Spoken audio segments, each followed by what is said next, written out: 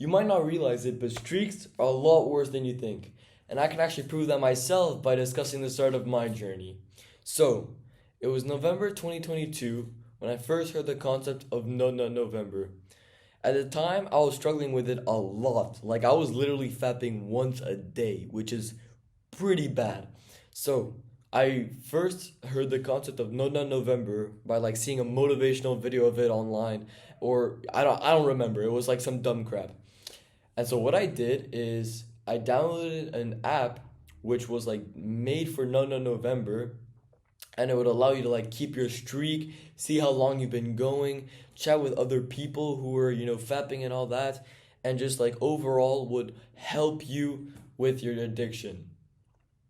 So I downloaded this app and I start, talking to some of the people, and honestly, for the first couple of days, it was going really well. One day went by, 2 day went by, 3 days went by, 4 days went by, 5 days went by, and I was feeling amazing. I had stopped video games.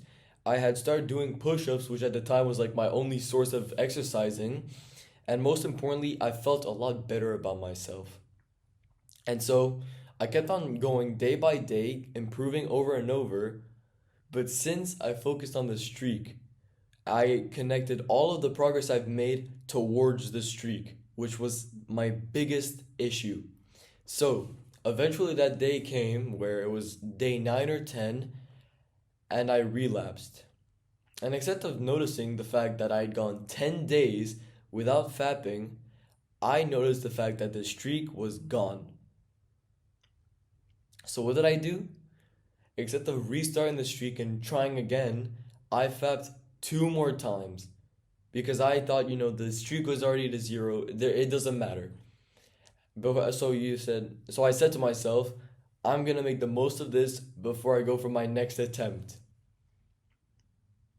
And that helped me realize that streaks will not help you progress and get rid of your addiction. And this is for two reasons.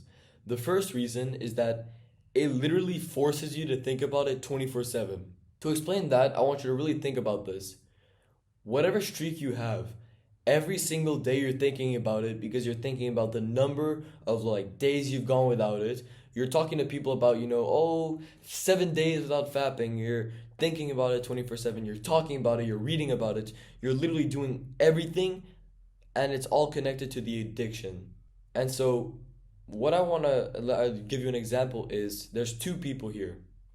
One person doesn't know what No No November is. They're just on their own journey, and every single day they realize how far they've come and, just progress more and more on quitting fapping. And they don't even think about it. Every single day they go by, they probably don't even know what the word is because it's just out of their vocabulary. Now, compared to the second guy, he's got a 20-day no fap streak. He's like every single day he's edging himself. He feels horrible, and all he thinks about is the streak every single day. He connects all the progress he's made to the streak. He's thinking about the streak 24/7. Who's more likely to relapse? The guy who doesn't even remember the streak, or the guy that thinks about it every single day? It's the guy that thinks about it every single day.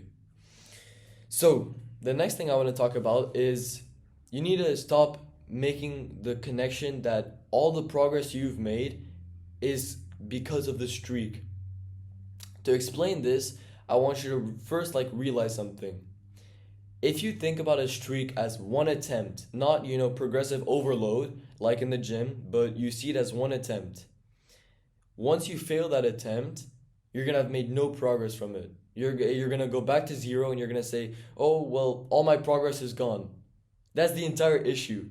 If you say to yourself when you lose your streak, "All my progress is gone," then you yourself are connecting all the progress you've made to the streak. But if instead you realize that all the progress you've made is because of you progressively overloading yourself and getting better every single day, then once you fail that streak, it won't even matter to you. You're just gonna restart and you're gonna be like, all right, this time I went 4 days without fapping. Last time I went 2 days, so that's improvement. Then the next time after that, it's gonna be 7 days. I went 7 days without fapping, and I didn't even watch porn while doing it. That's improvement once again. You're gonna keep thinking about improving yourself and progressing, except of seeing it as one attempt, two attempt, three attempt, and that's just gonna overall put you in a lot better of a mood. And that's what I really want to help you understand here. Streaks have the biggest issue because they not only put all your progress into them, but they also make you focus about it 24/7. So not only are all the progress you're going to make, you're not even going to realize it, but you're going to think about the addiction more because of the streak.